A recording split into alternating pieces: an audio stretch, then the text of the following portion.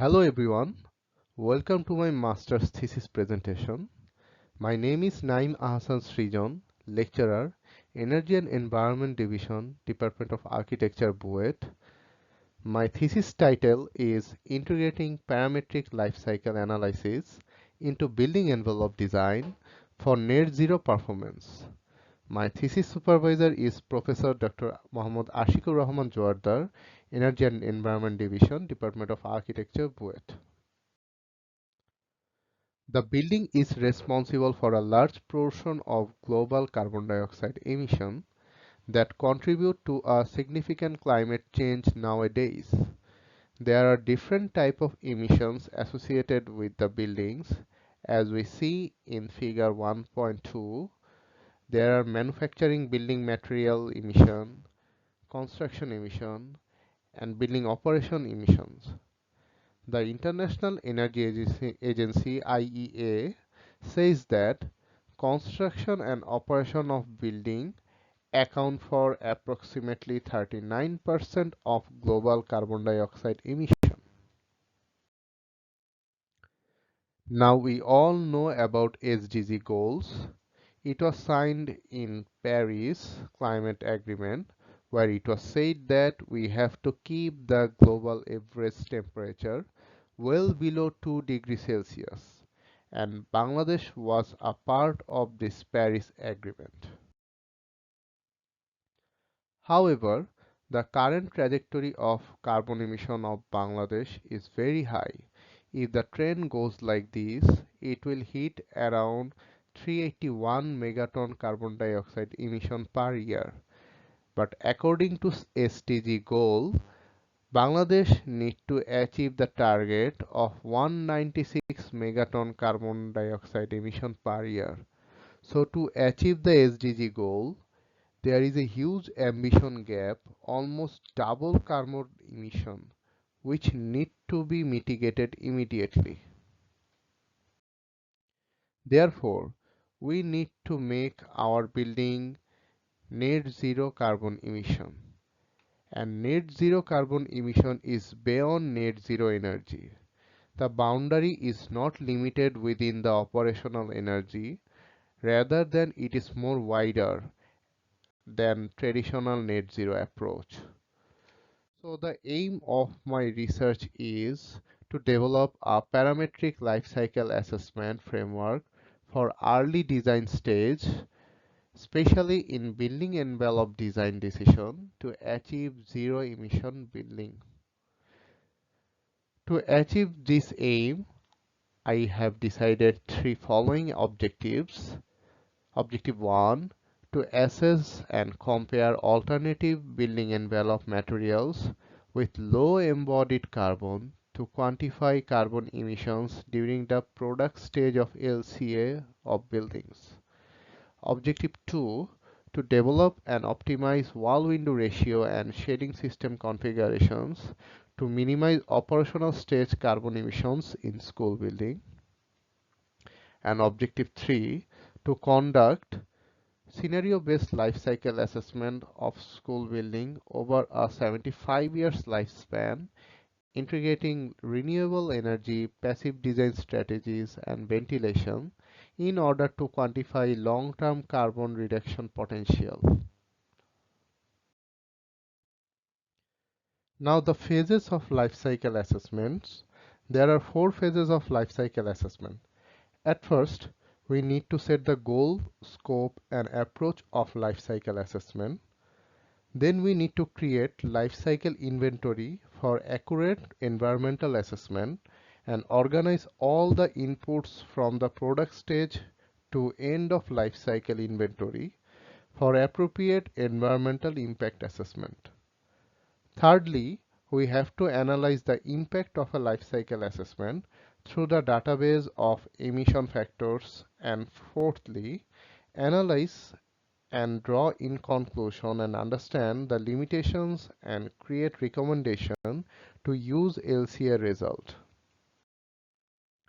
There are also 4 distinct stages of life cycle assessment. The first stage is product stage, where we need to address the raw material supply emission, the transport from raw material to manufacturing factory, and manufacturing emission. In second stage, that is construction stage, we need to calculate the transportation and construction emission due to the construction of building structure.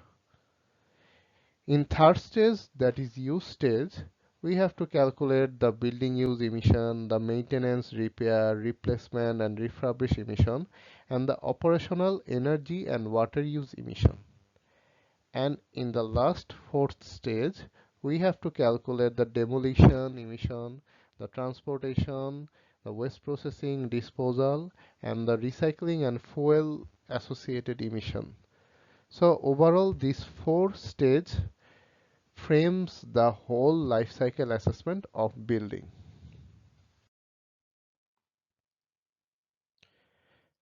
Now, the major focus of this research is to implement parametric life cycle assessment at early design stage. In literature review, we find the conventional life cycle assessment effort was given during the design development stage to the technical stage, where the scope of LCA becomes limited and the efforts and cost needed to accommodate these changes is much higher. On the other hand, if we consider the parametric life cycle assessment effort from the early phases where we can shift any material or we can change the geometry and study how we can delimit, how we can control carbon emission from the early stages of building design. Here we can achieve more success and less impact on environment. So we need to integrate life cycle assessment framework from the preliminary studies, concept development throughout the design development stages. Here is my methodological framework where I use literature review and case studies for my thesis. From the literature review, I found environmental parameters which I need to address, such as embodied carbon, operational carbon, and daylighting matrix. On the other hand, I have selected case study criteria, and from there I have selected building configurations, some of which are fixed, such as EPW, HVAC system geometry. On the other hand, the variable configurations of the envelope like materials, wall window ratio, and sharing system. After that, I did field survey and generated a 3D model in Rhino and Grasshopper and analyzed the existing daylighting matrix with honeybee and ladybug and validated the model with mean bias error and root mean square error.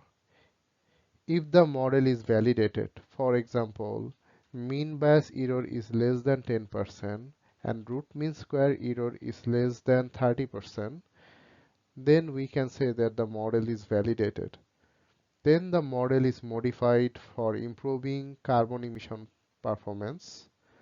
For that, I did multi-objective optimization using Walesi pair-to-front algorithm to optimize the variable configuration of building envelope. After that optimization, I integrated sustainable features like renewable energy, rainwater, and vegetation in order to achieve net zero emission building. Here are some real-life examples of net zero school building in abroad. Now, what are the current conditions of Bangladesh school building?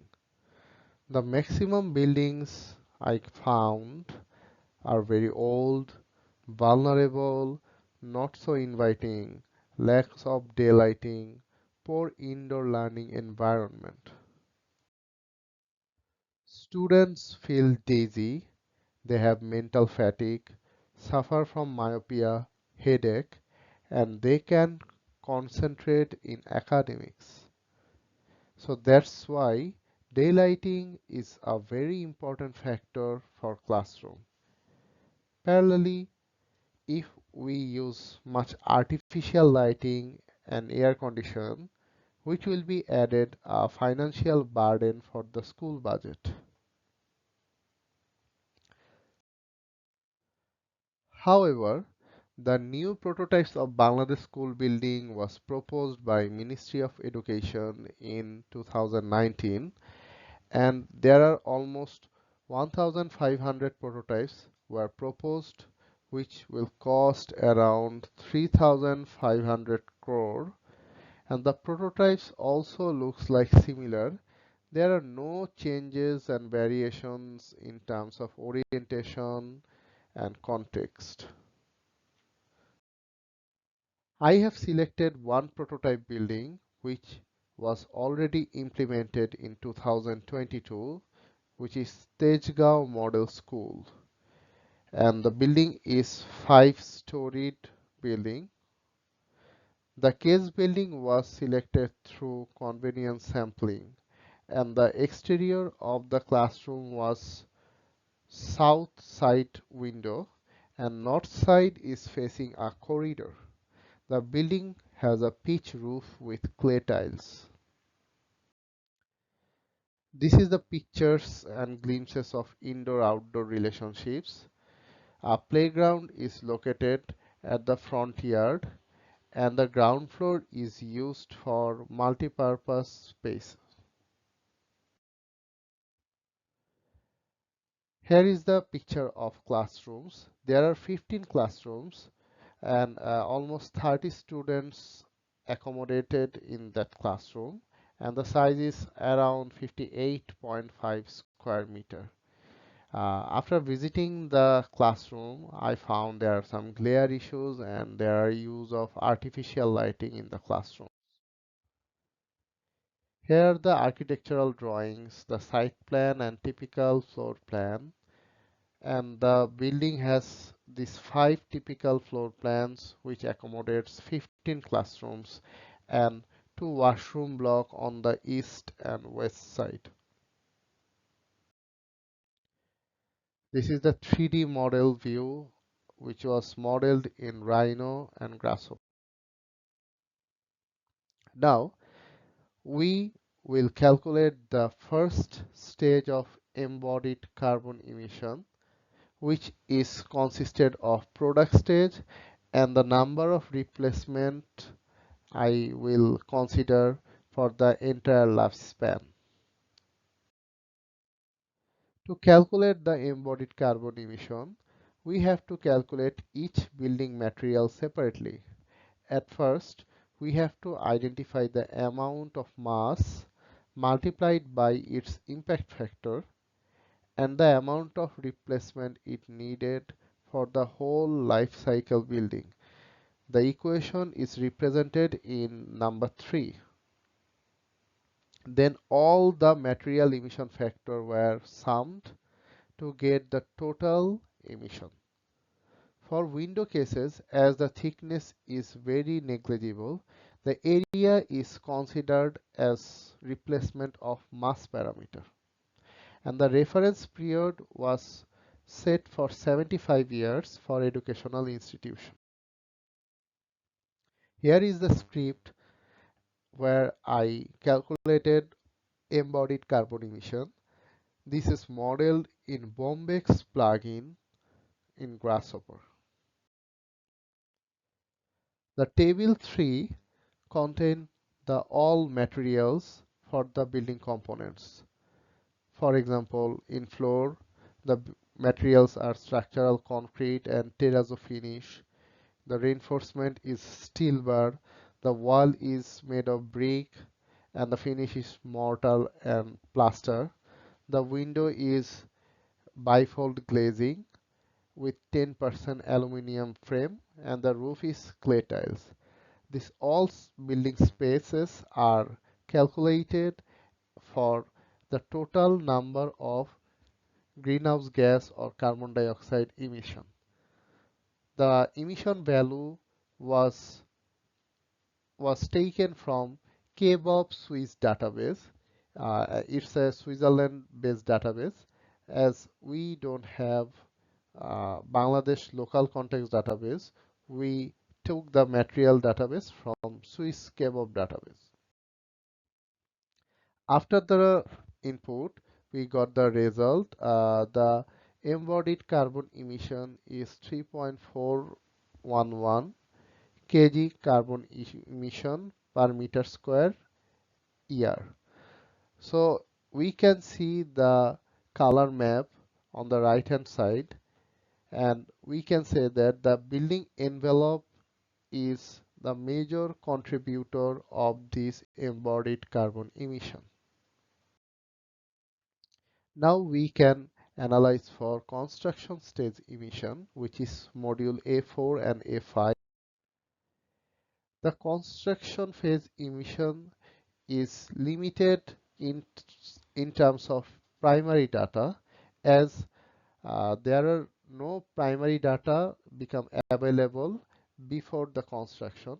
So the stage is assumed as a thumb rule that we can assume 50 tons of material, and the radius is 50 km average distance, and the truck is 3.5 to 7.5 ton medium sized truck, and the worker commuted around 5 km daily, and the number of workers is 50, and there are some on-site accommodation facilities. So the amount of emission in construction stage become less, and the material, and after that the material transport, worker commuting, all are summed, and the result was found that the greenhouse gas emission is 0.015 kg carbon emission per meter square year. After that, we will calculate the operational stage emission. The most specific two segments of operational emissions are energy and water. For energy use, we modeled in Honeybee. The climate zone was set number 3, which is warm humid. Dhaka falls under ASHRAE climate zone 3. The EPW was set Tejgaon, and ASHRAE construction type IECC 2021, it was set mass building construction, which is masonry, and the building was modeled with honeybee room component and face component, and each face was assigned with the designated material. For operational stage emission, we need to create the window aperture. As the model is naturally ventilated, the window schedule was modeled in such a way that 50% of the aperture is always set to open, so that the building remains naturally ventilated. For semi-outdoor spaces like the ground floor, we calculated that the full envelope is open for, and 100% of the aperture ratio is open, so it is simulated as semi-outdoor space. So here is the model. We can see the left side figure is the exterior envelope, and the right side is the interior walls, partitions, and interior floor shown in this picture. This is the data logger I have used for this study. The time was set 1 second interval, so that in every 1 second I can calculate the lux and temperature value. Now the daylighting simulation, it was created in Honeybee, and this is the ultimate result. Here I plotted the real-time values and simulated values starting from 9 a.m. to 5 p.m. And here are the comparative fluctuation of hourly plot point in time illuminance value.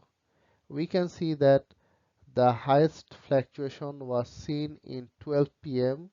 and the lowest fluctuation was seen in 9 p.m. and 5 p.m. So we can say that when the sun exposure becomes high, there are great chances of fluctuations. Now I have selected 9 a.m. and 3 p.m. data according to LEED 4.1. If computer simulations were performed, these two time will be selected for the representative case study. Now here is a comparison of real life and simulation data. The above band is simulation data and the lower band C and D are the real life data. And we can see the column graph where the fluctuation can be seen. There are some high fluctuations and low fluctuations in the sensor point. The x-axis is the sensor point 1 to 9 and the y-axis is the lux value. Now we have to validate the model. There are two errors as I said in my methodology, mean bias error and coefficient variation of the root mean square error.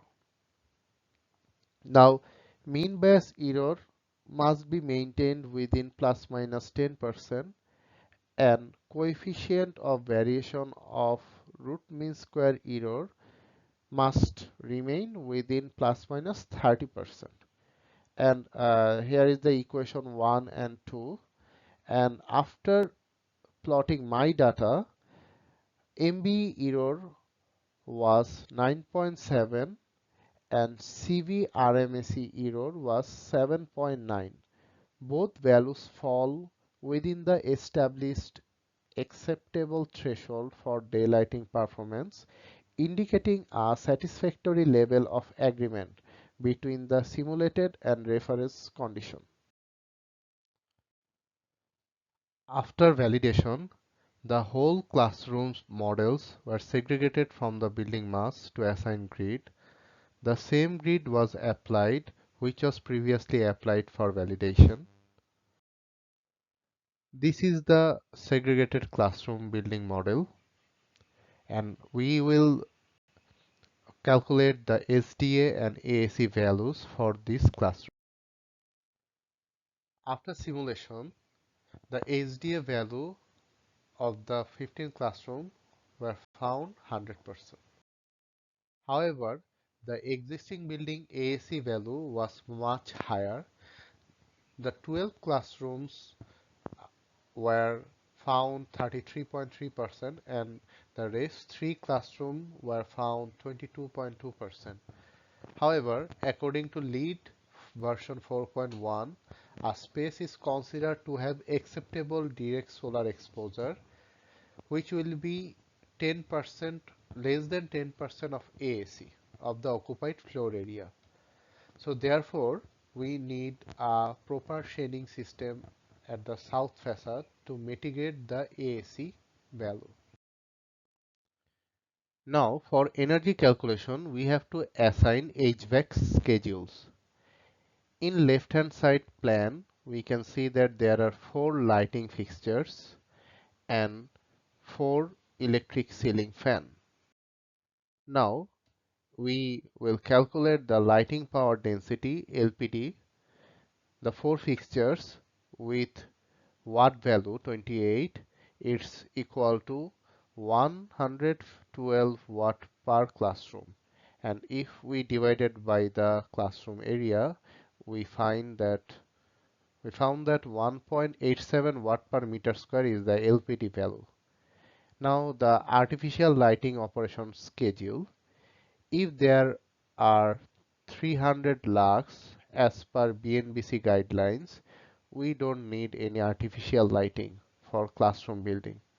So we analyzed an annual illuminance level and we give the input to the threshold of illuminance, which will calculate when the artificial light will be switched off and on dynamically.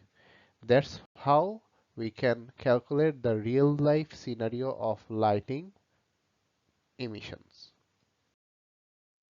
Now, ceiling fan will be given as an input as equipment, and there were 4 fans with 30 watt equal 120 watt per classroom, and it was divided by classroom size, and the EPD value, equipment power density, is 2 watt per meter square. The fan operation schedule was defined as if the dry bulb temperature threshold is greater than 30.2 degrees Celsius, the ceiling fan will be switched on. This schedule was given in fan operating schedule, and the total equipment power emission was calculated. Now we have to give input for people occupancy schedule. As we all know, there are 5 weekdays and 2 weekends for classrooms, and there are daytime use, absolutely 9 a.m. to 4 p.m. class time. So we calculated this in this similar fashion, and we give the input as people occupancy schedule. Now the miscellaneous load, such as infiltration and ventilation, and the infiltration rate was set 0.0006 meter cube per second, which means a leaky building in X-ray condition. And the outdoor air ventilation was set 0.005 meter cube per second per person, and air change rate is 0.5 ACH. And there were no hot water and gas required for school building program, so it was omitted. With this assigned schedule, the energy use intensity EUI value is 4.92 kilowatt hour per meter square. The lighting value was 1.3 and equipment value was 3.5. Now, if we look the monthly energy balance from January to December, we can see that the upper portion is heat gain and the lower portion is heat loss. The upper portion of figure 5.9, we can see that the metabolic heat gain is the highest, and after that opaque wall and roof conductive heat gain is second highest, and there is a consistent glazing conduction round the year. And the lower part, we can see that natural ventilation, the orange band, which is the main factor for heat loss in the classroom spaces. I did a triangulation. For example, there are another simulation plugin called Climate Studio. I gave the exact settings which I applied in Honeybee, and I tried to find out the result, and I find the similar result 4.9 kilowatt hour per meter square in Climate Studio. And there is an option I can found that the carbon emission in Climate Studio, and the value was 0.9 kg carbon emission per meter square per year. However, this value was converted on the factor of US data, but in our context, the fossil fuel is more carbon intensive as we use coal, so that our carbon emission factor is much higher. So we need to multiply with our local national grid emission factor data.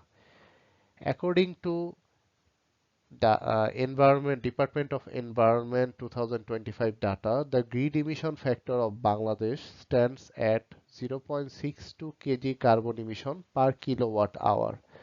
So multiplying with the kilowatt hour value, EUI value 4.92 with 0.62 emission factor, we can find that the value of carbon emission for operational energy use is 3.05 kg carbon emission per meter square year. Now for operational water use emission, there are four major sectors such as wash basin, flushing WC, floor washing and drinking water. The LPD value and the daily users were assumed, and with this assumption we can find that the operational water related carbon emission is 0.015 kg carbon emission per meter square. Now there are some modules we skipped in this LCA calculation. These are the limitations, and these modules are highly subjective. For example, we didn't consider B1, which is building use emission, which is very small and negligible, such as the off-gassing, the chemical emission from the installed material during building operational stage. Another factor is maintenance, repair, refurbishment are truly subjective, and these segments were not considered in this LCA calculation. Now we have the holistic life cycle assessment of the existing building. In product stage, it is 38.5%. That is, the value is 2.49 kg carbon emission. In construction stage, it is way less, 0.2%. In operational use stage, it is the highest, which is 58.8%, equals to 3.815 kg. And at the end of life stage, the value is 2.5%, is equal to 0.164 kg carbon emission per meter square per year. So the total carbon emission of 75 years lifespan is 6.49 kg carbon emission per meter square per year. Now, if we want to mitigate this carbon emission through building envelope reconfiguration, there are several parameters which I mentioned in my methodology which are flexible, such as wall window ratio, screening area, the depth of the screening, and the rotation of the screening. And we can change the building material also so that the embodied carbon becomes less. So these 7 parameters were selected for my independent parameter. The first is north wall window ratio, the second is south wall window ratio, the third one is shading number, the fin number, the fourth one is shade angle, the fifth is shade depth, the sixth is alternative wall material, the seventh is alternative shading material. For alternative wall material, I used cinder block, that is CMU, concrete measuring unit, and sand lime brick along with the traditional brick. And for shading material, I used plywood, MDF, and hard fiber board. The wall window ratio was considered from 80% to 40%, and the shading number was considered from 1 to 8, and the shading angle was considered 0, 15, 13, and 45 degree in a regular interval. The parameters were set through uniform discrete sampling method. For contextualizing embodied emission, we used GitHub code and the material database. We replaced it with DB database app of the local data of Bangladesh and South Asian context. Here in table, we can see that the value of South Asian and local data was plotted, and these values were given as an input in material database in Bombex plugin of Grasshopper. Here is the Bombay script we can see, which was used for optimization. The optimization goal were minimizing embodied carbon, maximizing SDA, and minimizing AAC value. The Pareto front algorithm was used through Walesi component in Grasshopper. Here is the Walesi window. We can see the generations were set 25. The generation count was 20. So total population was 500. The number of genes were 7. The number of values were 34, and total fitness objective was 3. So the size of search space was 4.5 e to the power 4, and the runtime of the simulation was 16 hour 48 minutes. Here we can see the standard deviation graphs, parallel coordinate plot, and dynamic objective space.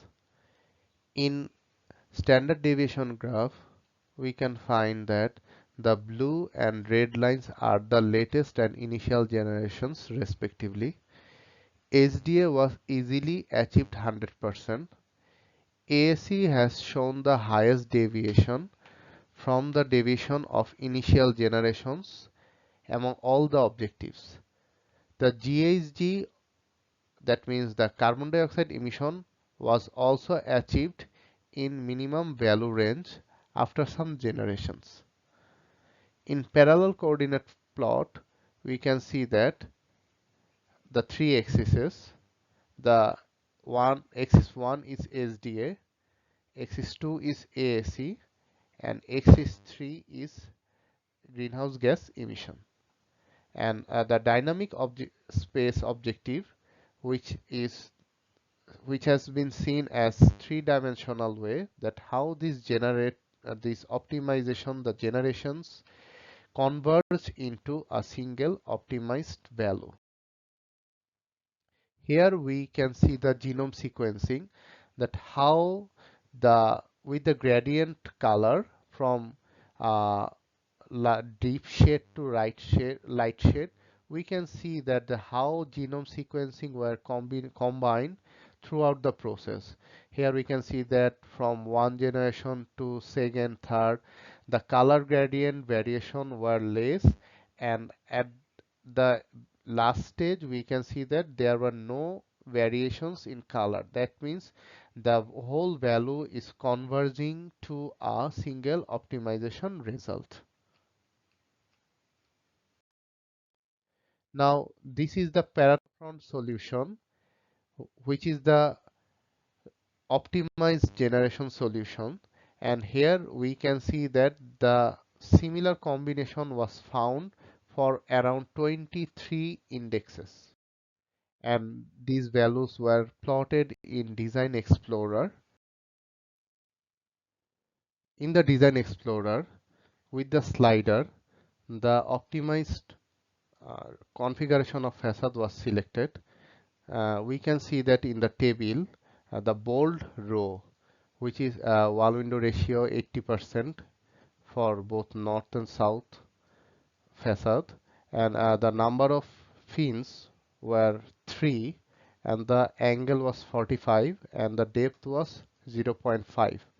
With this combination, an alternative material sand lime brick and shading MDF board, the SDA was 100%, AC was 0, and GHG, as that means the CO2 emission, carbon dioxide emission, is 2.6. And there are some second, third, and fourth best options. but the value least carbon value was 2.6, and which was the most optimized result.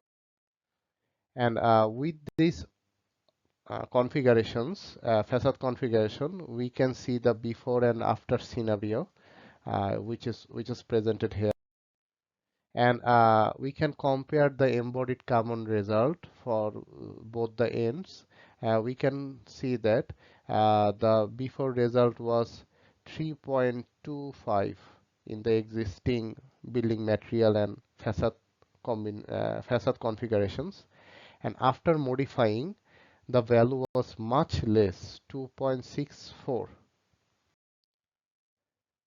The HDA value was same as previous, which was 100%, but the AC value was significantly reduced due to add of shading device in the south facade. Now the AC value of the proposed case is 0. And to compare the energy use intensity EUI value, we can see that the EUI value is reduced in lighting, which was obvious as wall window ratio was increased. The new interior lighting energy use was 1.37. That means 0.04% become reduced. And we can see the energy balance graph on the right hand side. We can see that the natural ventilation has been increased as wall window ratio was increased. With this trend, there are some heat gain. We can see the solar heat gain was a bit increased compared with the existing case, as the wall area, the window area was increased, the glazing factor become crucial, and slightly the solar heat gain was increased due to extra wall window ratio value. Now we can have the findings of total life cycle assessment of modified building envelope. Here we can see that the product stage value is 33.5%. That means 2.023 kg carbon emission per meter square per year. Whereas the construction stage remains as same, as we didn't change anything there. In the use stage, there is a slight decrease, which is 3.498. Previously, the value was 3.8. So the use stage value was decreased to, which is 57.9%, and the end of life stage is 0.189. The previously it was 1.64, which a bit increased because of new shading material was introduced in the modified case. So the overall total previously was 6.49, which was decreased significantly to 5.721 kg carbon emission per meter square per year over 75-year lifespan. To achieve net zero emission, we have to integrate renewable sources in the modified building case. So in the right side, we can see the modified building where the shading devices were added. After that, the roof, pitch roof, the gable roof were removed with biosolar roof, which is integrated with solar panel and green. And this module will generate electricity and it will absorb carbon. So the green will absorb carbon. So in this fashion, we can offset carbon emission from the environment. So here is the biosolar roof calculation. At first, we need to calculate the PV panel energy offset. The area which is covered by the solar panel is 0.38 fraction of the total roof, and the annual solar radiation is 1700, and the panel efficiency was set 15%, and inverter efficiency was set 96%, and the production emission factor of the solar panel itself was 120. So with this calculation, the overall carbon offset is 5.585 kg carbon emission per meter square per year, which is around 189% of the operational energy use. So this is the scenario where we can get a positive energy building. But we have to calculate whether the total embodied plus operational energy is offsetted by this renewable energy source.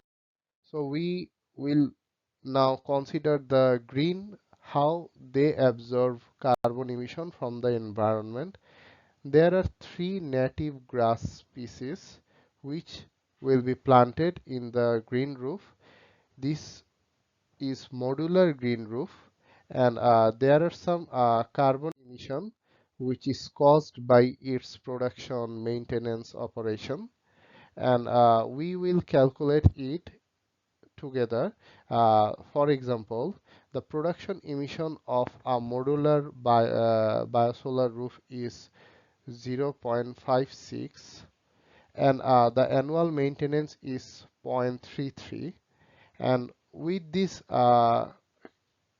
calculations, the annual GHG, annual carbon dioxide sequestration is 2.5.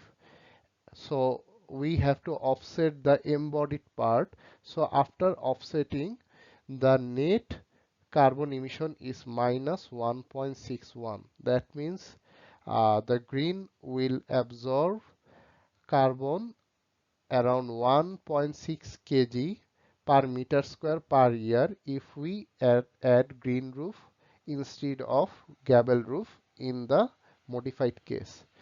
And we will have the provision of rainwater harvesting, which was absent in the existing case. There are three heaped roof remained in the modified case, which will be used as rainwater harvesting system strategy. The coefficient of runoff is zero point 0.9.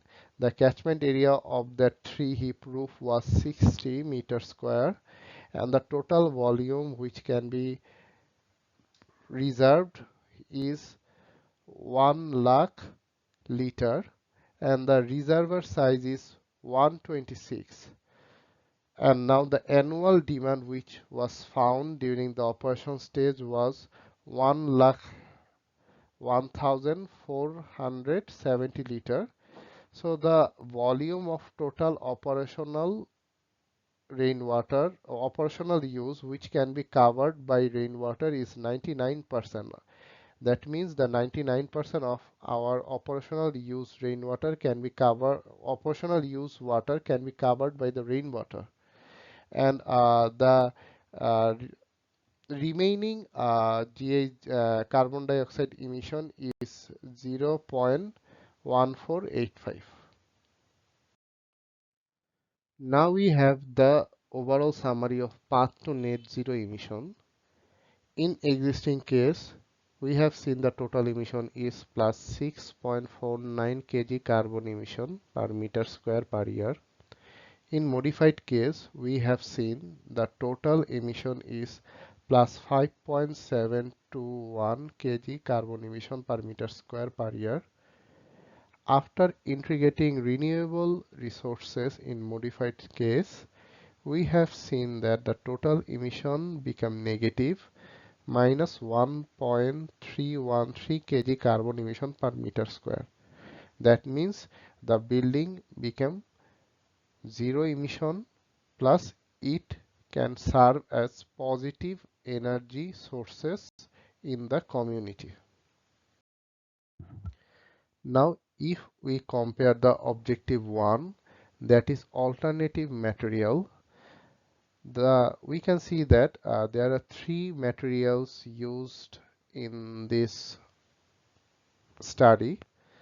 The highest embodied emission is brick, and we can see that the alternative material such as cement block, CMU, and sand lime brick Both are much less emission factor than brick. And the lowest emission factor is sand lime brick, and with the shading device like glue laminated timber, this is the best material which can be used in modified case. For wall window ratio, the impact of wall window ratio on carbon emission, we have seen that when the wall window ratio has been increased, the carbon emission gradually decreased with the rate of increase. So that is, this is inversely proportional to the wall window ratio.